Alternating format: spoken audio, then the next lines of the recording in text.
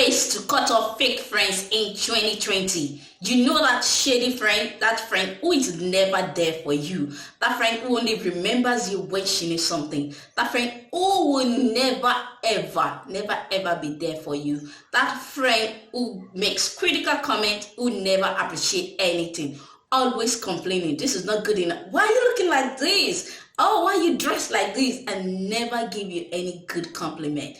Trust me, it's time to let the person go. In 2020, your mental health should be your priority. Do not let anything mess up with your mental health. Trust me, you don't need any competition with any friend. You need friends that you will support one another, friends who will be there for you through thick and thin. And if you cannot have that, it's better to be alone. Trust me, it's better to be lost in season film, go and watch Scandal, Friends, or read novels rather than hanging out with friends who you're not comfortable with, friends who you can't be yourself with, friends who you cannot even share the secret of your life because you know they're going to tell this, they're going to tell this, they're going to tell this. You don't trust them. What's the point in being friends with somebody you do not trust? So it's time to let those people go in 2020. Trust me, sis. When your friend only remembers you when she needs something, that is God telling you that, better be careful, better look well. It's better take a good look at this friendship. Especially, have you ever been in a friendship where you guys are 3 and then 2 are closer and you are like a third wheel? Hello, I've been there. Secondary school, university days. I don't know how I usually end up being a third wheel in friendship, and the two of them will be so close, they know each other, and then they'll be making side jokes. They'll be like, what are we talking about? And they say, don't worry, my God, you definitely don't want to be in that kind of friendship. I know that some of my subscribers, you guys are students, you are resuming back in school. You don't need that kind of friendship. Trust me, you're better off being alone. You're better off staying alone than being in a forced friendship. You don't need a forced friendship. If anybody say they don't want you, don't worry. God wants you. God loves you. You don't need to be in a forced friendship. You don't need to be in a fake-ass friendship. So the very first way to cut off a fake friend is to remove the benefit. Once you identify that this person only eats you up when she needs something, this friend only remembers you when she needs something, of course, there's a benefit, so remove the benefit. If the person only comes to you when they need information or they need you to help them with something, just say something as simple as, oh, I'm so busy right now. Can I get back to you later on this? And problem solved. So cut off the benefit. That is the very first thing, sis. Now, if you are dealing with friends who humiliate you in public, embarrass you, and using you to climb the social ladder, they just want to use your intelligence, sis, what you need to do with this kind of fake-ass friends is to keep contact minimal. Keep contact minimal. If you hang out with them and you're usually not comfortable, you're usually not yourself, when you get back, you feel worse than you were before you hang out with them. Then you need to stop hanging out with this kind of friends. You need to keep contact minimal. Simply say, I can't right now. Oh, girl, I can't right now. I can't right now. Oh, I need to do this. I need to do that. You don't need to lie, but let them know that you can't right now. That's why I like to keep it simple. Just keep it simple. I'm sorry, I can't right now. No explanation, no story, because by the time you're offering explanation, you start lying. So no story, no explanation, just I can't right now. Your friend will sense it, and if that friend is a true friend, the friend will come and meet you and ask you that, what's going on, sis? You've been withdrawing lately. But guess what? A fake friend, they don't even care because they are not your friends to start with. So, number 2 thing to get rid of fake friends in 2020 is to keep the contact minimal. The third thing you want to do is to talk it out.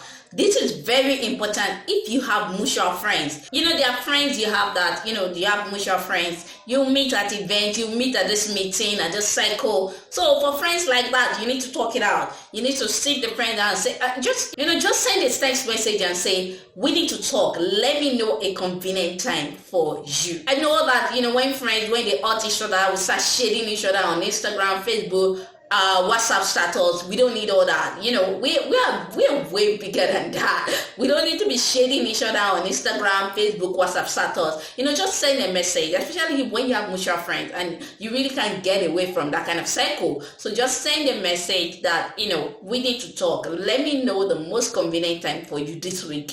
and then you schedule the appointment. You can just, go to, I feel that you should not go to each other's house. Just book lunch, just a small lunch, somewhere not too expensive. And then, you just sit down and then talk it out. You do this and this and this, and I don't like it. I don't appreciate you talking down at me in the presence of other people. I don't appreciate you, rubbishing me in the presence of other people. Rubbishing? Is that even an English word? Whatever. I do not like the way you talk to me. I do not like the way you discourage me when I want to do something. I do not like the way you copy my work. I do not like the way you copy my style. Whatever the problem is, let the person know. They might work on it, they might take offense. That's why it's good to talk in public so that there will not be too much drama, and then you can easily stand up and leave. Once the drama becomes big, sis, pack your load and leave. So when you talk about it, so that when you see each other later, it will be awkward, but it will not be too awkward. So, just deal with it like that. The fourth thing is get rid of the guilt. We have the fear of missing out. A lot of us do not want to end the unhealthy friendships in our life because of the fear of missing out. We feel that they're still going to do something good for us. They are going to be there for us. Whatever, we just try to rationalize these unhealthy relationships, and then we justify them.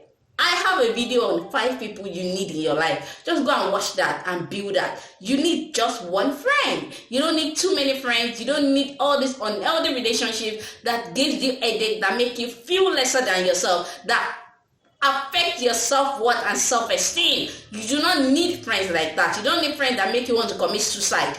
You don't need friends like that. Just get rid of those friends. There's nothing they're going to offer you. And if there's something they will offer you, God knows how to orchestrate your journey and you will meet again. But until then, give yourself some space. Another reason I feel a lot of us don't let this toxic relationship go is because we feel that, she's going to be lonely. She doesn't have any friend. Comment below if you've ever had a friend that you felt to be lonely, but when something happened between the two of you, suddenly they have plenty of friends. Even some of the people they've talked about that, I don't like this person, all of a sudden they are BFF with those set of people. So trust me, friendship is all about time and season. Most friendship is about time and season. It will come, it will go. So there's no point holding on to an healthy relationship.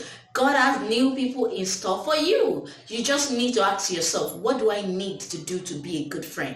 How can I be a good friend to somebody? Do that and you'll be fine. Just you be a good friend. We cannot be here talking about fake as friend when we need to work on our relationship skills. We need to work on how we relate with people we call our friends. Another group of people you need to talk it out with are the people who have been your friends for a very long time. These people, they've been with you through thick and thin, and all of a sudden you're noticing things that are weird, and you're noticing that this person is withdrawing, this person is not treating me well. You need to talk it out with that person. You need to check on the person and ask the person, how are you? What's going on? I remember when I was in the university, I was living in a 2-bedroom flat. I had my own room, and then my friend had her own room. We're sharing bedroom and kitchen. And then when anything happened, I would go and knock on the door and I would say, how are you? We've just been saying hello, hi for the past 2 days. Are you all right? Hope everything is fine. And then, initially she was saying nothing, everything is fine, everything is fine. And then all of a sudden, I realized that I was even the problem, that, I have mood swings. Some days I'll be high, some days I'll be low. I should not expect her not to respond. That for every action, there's a reaction. That I was the one that, pushed her away, and then she's responding that way. So you also need to understand the peculiarities of your friend. You do not need to cut out everybody because something goes wrong or something is not right. So you might have to sit the person down and say, what is going on? Identify what is going on and try to make necessary adjustment. And if you have talked with your friends several times, there is no adjustment, it might be time to let each other go. The fifth thing is to deal with the aftermath. Sis, there's gonna be an aftermath. People are always judging, people are always stuff, especially today on social media where, when we are BFF, the whole world knows that you're BFF. And when you're no longer BFF and your BFF is now a BFF, and your BFF is now someone else's BFF, people like talking, they don't like minding their business. Get ready for those kind of conversation. Get ready for things like that. And when people ask you that, what happened? Don't be the one that will be saying, oh, she did this to me, she did that to me. You don't need all that.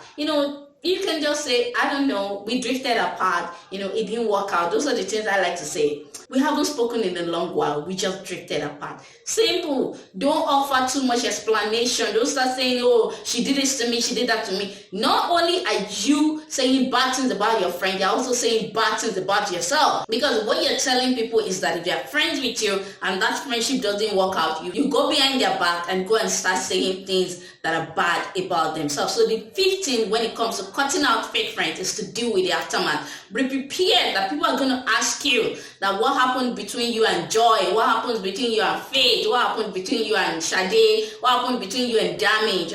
Just say it's been a while, we just drifted apart. Don't go into details of what happened in your friendship. Don't give outsiders information.